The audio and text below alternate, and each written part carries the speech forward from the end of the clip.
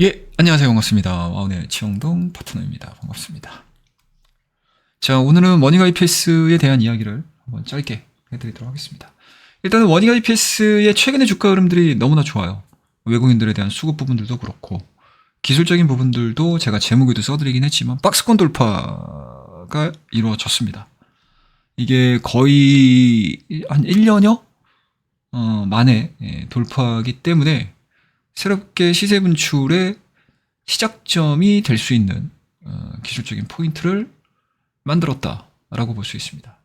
그리고 이 박스권이 돌파가 된 부분들이 그동안에 소부장 관련 종목군들이 어떻게 보면은 이 HBM 시장과 100% 연결 고리가 이루어지면서 진행이 됐었던 종목군들이 시세를 이끌었다라고 하게 되면 지금 현 시점에서는 뭐 2군 또는 이제 미세화 장비 쪽으로 관심도가 확장이 되고 있는 상황들이기 때문에 새롭게 시세가 분출이 되는 원익 IPS와 같은 소부장 관련주들을 또 찾는 재미도 주식시장에서 우리가 좀 느껴볼 수 있지 않겠나라는 생각이 좀 들고요.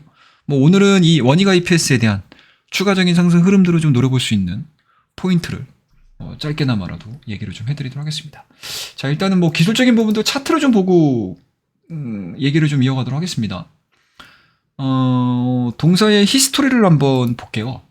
2021년도의 고점이 59,000원 보이시죠? 자, 그 다음에 지속적으로 감산 이슈가 부각이 이루어지면서 주가에 대한 하락 추이가 진행이 됐습니다.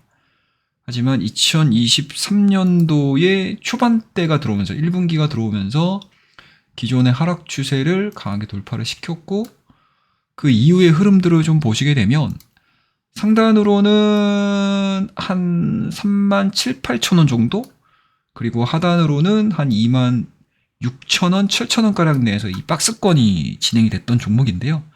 이번에 대량 거래량을 동반을 해서 강하게 돌파를 시켰습니다. 그리고 이러한 박스권이 진행이 되는 과정에서도 외국인들에 대한 순매수세, 보유 비율이 증가가 이루어지면서 확실히 시세의 분출은 외국인들이 담당을 하고 있다라고 보시면 좋을 것 같고, 시세가 확실하게 분출되는 모습들을 좀 보여주다 보니까 뭐 사모펀드, 연기금을 중심으로 해서 기관 쪽에서에 대한 물량도 굉장히 좀 꾸준하게 성실하게 들어오고 있는 종목 중에 하나다라고 보시면 좋을 것 같습니다. 자, 과연 이 1년여 기간 동안에 이어져 왔던 장기 박스권을 강하게 돌파를 시킨 이 시점에서 우리가 이 종목에 대해서 왜 관심을 가져야 되냐라는 게 일단은 오늘 이 콘텐츠의 주된 포커스인데, 저는 개인적으로 이제 제목에도 말씀 좀 드리긴 했지만 이 ALD 장비를 좀 보셨으면 좋겠어요. 자, 그 이전에 이 원익 IPS의 작년도 실적을 좀 보셔야 되는데, 작년도 4분기 매출이 한 2,254억 정도 나왔고요. 영업이익 같은 경우가 이제 121억입니다. 흑자 전환에는 성공을 했지만 뭐 전년 대비해서 여전히 역선장이 지속이 되고 있는 과정이기 때문에 주가가 굉장히 좀 올라가지 못했어요. 그리고 이제 원익 테라세미콘 인수 관련된 영업권 손상차손이 한 100억 정도, 110억 정도 발생을 한 상황들이어가지고 단기순이익은 뭐 적자를 기록을 했습니다. 그럼에도 불구하고 2024년도의 매출 자체를 한 7,500억, 그리고 영업이익 같은 경우는 한 200억이 넘는 전년 대비해서 큰 폭의 개선이 될 것으로 예측을 하고 있는 부분들이 사실은 여기에 있어요. 바로 이 ALD 장비라고 보시면 좋을 것 같습니다. 이 PVD 공정과 CVD 장비의 단점을 극복한 게 이 ALD라고 보시면 좋은데요. 이 반도체 기술 자체가 굉장히 빠르게 발전이 되고 있고, 그 안에서 방막 두께에 대한 이슈 부분들이 굉장히 좀 크게 진행이 되고 있습니다. 그리고 이 어떻게 보면은 이 CVD와 이 PVD 같은 경우는 이제 아날로그 방식을 보여주고 있는 상황들인데, 이 ALD 같은 경우는 디지털 방식이라고 보시면 좋을 것 같고요. 이 초창기 ALD 같은 경우는 이게 얇은 층을 만드는 데 있어서 화학적 반응이라고 할 수 있는 뭐 CVD나, 그리고 앞서 이제 언급드렸던 물리적 방식 PVD 응용 분야직의 많은 영역을 대체할 수 있는 획기적인 방식이라고 보여지고 있고요.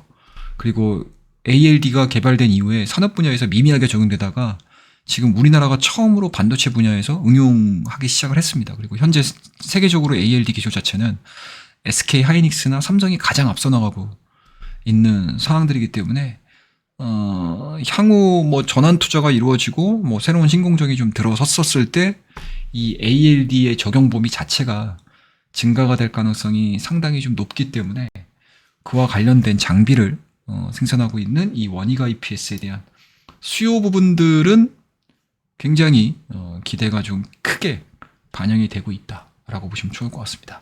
다만 그렇다고 해서 ALD가 뭐 100% 장점만 있는 건 아니에요. PVD나 CVD 같은 경우도 장점을 가지고 있기는 합니다. 하지만 이 반도체 테크놀로지의 고기술화가 진행이 되고 있는 상황들이기 때문에 막두께 제가 중요하다고 말씀드렸죠. 이 막두께를 감소시키는 데 있어서는 이 ALD 장비가 흡착 방식이 굉장히 좀 큰 이점을 가지고 오고요. 그리고 이제 챔버 온도도 낮게 유지가 되는 데 있어서도 굉장히 좀 긍정적이다라고 보시면 좋을 것 같고, 그다음에 이제 파테클이나 오염 부분에 있어서도 이 ALD 증착 장비가 굉장히 좀 선호되는 상황들이고 기술력이 우호적이다라고 보시면 좋을 것 같습니다. 하지만 최고의 단점이라고 하게 되면 이 속도가 낮아요. 예, 속도가 굉장히 느립니다. 예, PVD나 CVD 같은 경우는 공정 속도가 굉장히 빠른 반면에 이 ALD는 아직까지는 속도가 진행이 되고 있지 않다. 하지만 이 속도 개선을 하기 위한 새로운 기술이겠죠. 이 PELED라는 공정이 또 새롭게 진행이 되고 있는 상황들이기 때문에 아마 향후에 뭐 공정 속도를 높이는 데 있어서 이 PELED 공정 자체가 증가가 좀 이루어진다고 하게 되면 ALD가 시장 내에 규격화될 가능성이 높지 않겠느냐라고 생각을 하고 있습니다. 그래서 이번에 이 ALD 장비 업체로의 변환이 이루어지는 2024년도에 요 주가의 상승 흐름들은 당분간 기대감들을 가지고 움직일 가능성도 상당히 좀 높지 않겠느냐라는 생각이 좀 들고요. 원익 IPS의 주가 흐름들을 좀 보시게 되면 뭐 역사적인 메모리 장비 투자 재개했었을 때 PBR 밴드 대비해서 상당히 좀 낮은 가격대에 형성이 돼 있는 상황들이어서 주가에 대한 탄력도 그리고 주가에 대한 부담이 그렇게 많지 않은 상황들이라는 거를 이 PBR 밴드를 통해서 우리가 알 수 있고요. 그리고 수급적인 측면에서도 놓고 봤었을 때 뭐 외인이라든지 기관들 같은 경우 단기간 안에 굉장히 좀 많은 매수세가 좀 들어온 상황들이어가지고 의미 있게 우리가 해석을 해볼 수 있는 상황들이다라고 보시면 좋을 것 같습니다.